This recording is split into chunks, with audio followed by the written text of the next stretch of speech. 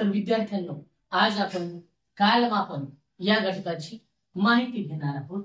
तर या घटकामध्ये कालमापनाची एकक 12 ताशी कालमापन पद्धत, 24 ताशी कालमापन पद्धत, त्यांची बेरीज वजाबाकी, त्यासोबत तास मिनिट या घटकावर आधारित त्यांची उदाहरणं याविषयी माहिती आपण घेणार आहोत। तर पाठाला आपण सुरुवात करू। पहिला आहे कालमापन एकके।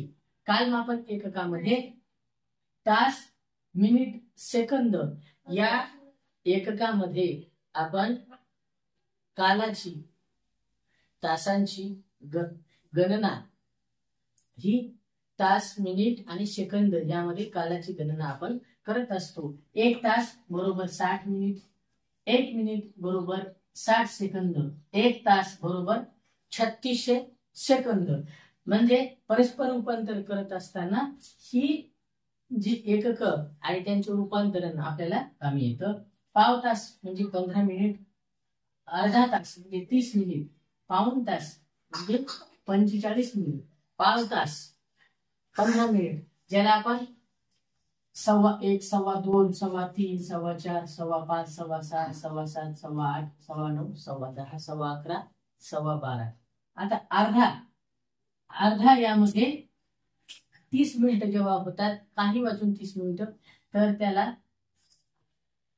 दीड, 1 वाजून 30 मिनिट दीड, 2 वाजून 30 मिनिट अडीच, 3 वाजून 30 मिनिट साडे, बाकी जे आहे 3 पासून ते 12 पर्यंत म्हणजे अंक आहे, त्याला आपण 30 मिनिट झाल्यानंतर साडे हा शब्द 3.5, 4.5, 5.5, 6.5, 7.5, 8.5, 9.5, 10.5, 11.5, 12.5 अशा पद्धतीने। आता 45 मिनिट याला पावणे, 12 वाजून जेव्हा 45 मिनिट होईल त्याला पाऊण किंवा पावणे, पावणे 1, पावणे 2, पावणे 3, 1 ला पाऊण, पावणे 1, पावणे 2, पावणे 3, पावणे 4, पावणे 5, पावणे 6 अशा पद्धतीनं आपण त्याची गणना ही करत असतो। दुसरा आहे 12 ताशी कालमापन पद्धती। 12 ताशी कालमापन पद्धतीमध्ये महत्वाचं आहे की दुपारी 12 पासून रात्री 12 पर्यंत जो काळ असतो त्याला मध्यान्ह काळ, त्याला पीएम इंग्लिश मध्ये, आणि रात्री 12 ते दुपारी 12 त्याला एएम असं गणल्या जातं।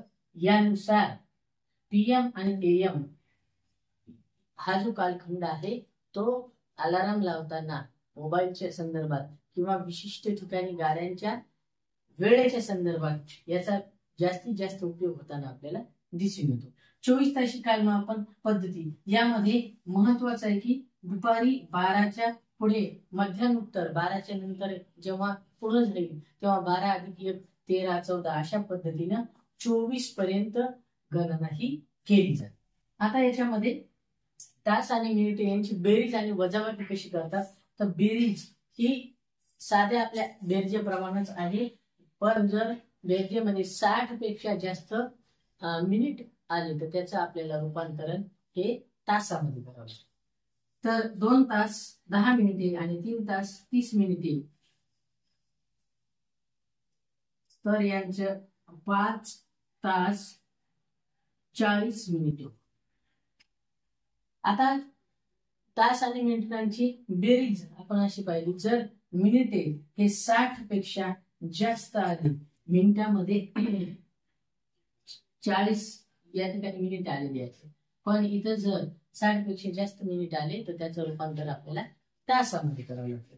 7 तास 10 मिनिटे वजा 3 तास 25 मिनिटे, तर यामध्ये या ठिकाणी 10 मिनिटे आहेत आणि इथं 25 मिनिटे आहेत, म्हणून मोठ्या संख्येतून लहान संख्या आपल्याला मिनिट कमी होत आहेत, म्हणून हे 10 मिनिट आणि हे 7 तास याच्यामध्ये 1 तास आपल्याला हा कमी करावा लागेल आणि मिनिट वाढवावी लागतील, म्हणजेच 6 तास 70 मिनिट वजा 3 तास 25 मिनिट, आणि यानंतर आपल्याला याची वजाबाकी करावी लागेल.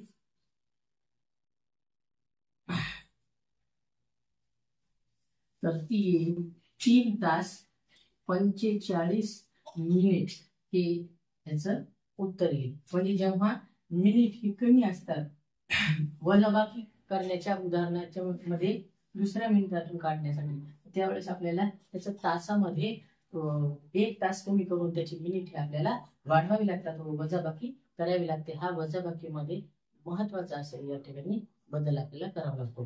त्यानंतर आपण याच कालमापन घटकावर आधारित वेगवेगळी जी उदाहरणं आहेत ती उदाहरणं पाहू. 5 तास 35 मिनिटे बरोबर किती मिनिटे?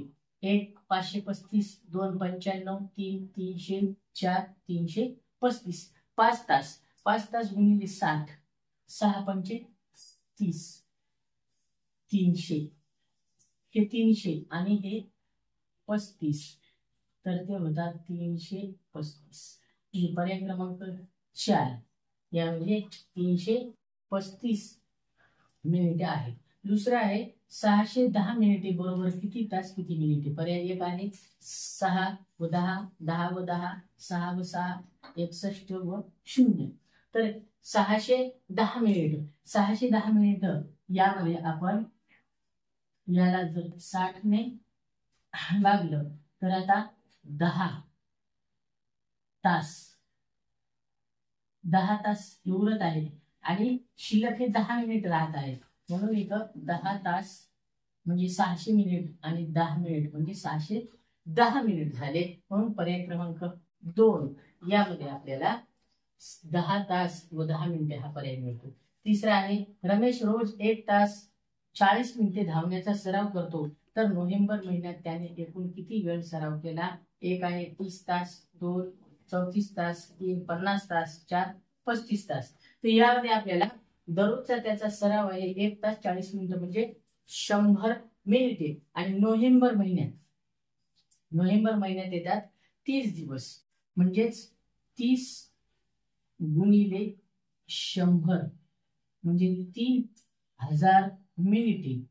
3000 मिनिटे होतात. आता या 3000 मिनिटाला आपण 60 ने भागितलं म्हणजे एका तासामध्ये आपल्याला तास काढायचे, म्हणून 60 ने आपण जर भाग दिला तर आपल्याला 50 तास. यामध्ये आपल्याला मिनिटे तासामध्ये करून किंवा मिनिटांमध्ये तासाचं या 1 तासाचं रूपांतर आपण मिनिटात केलं तर लवकर आपल्याला ते कमी वेळामध्ये सोडवता येतं. म्हणून पर्याय क्रमांक 3 ही रमेशने नोव्हेंबर महिन्यामध्ये धावण्याचा 50 तास सराव केला. चौथा आहे राजूने मध्यान्हपूर्व 10:30 10:30 ते मध्यान्होत्तर 1 वाजेपर्यंत प्रश्नपत्रिका सोडवली, तर त्याने किती वेळात प्रश्नपत्रिका सोडवली? पर्याय आहेत 1 2 तास, 1.5 तास, 2.5 तास, 2.25 तास. तर यामध्ये आपल्याला 10:30 ते 1 हा जो वेळ आहे हा वेळ काढण्यासाठी आपल्याला 10:30 ते 11 हे झाले 30 मिनिट आणि 11 ते 1 हे झाले 2 तास, म्हणजे 2 तास 30 मिनिट. 2 तास 30 मिनिट 2 तास 30 मिनिट उत्तर येईल. म्हणून 2 तास 30 मिनिट आपण इथं 30 मिनिट ला पाहिजे की 2.5, म्हणून इथं 2.5 तास या ठिकाणी तरी. तर अशा पद्धतीने आज आपण कालमापन या घटकामध्ये कालमापनाची एकके 12 तास कालमापन पद्धत, 24 ताशी कालमापन पद्धत, तास व मिनिट यांची बेरीज आणि वजाबाकी, त्यासोबतच त्यावर आधारित परीक्षात्मक प्रश्न याविषयी माहिती घेतली. धन्यवाद.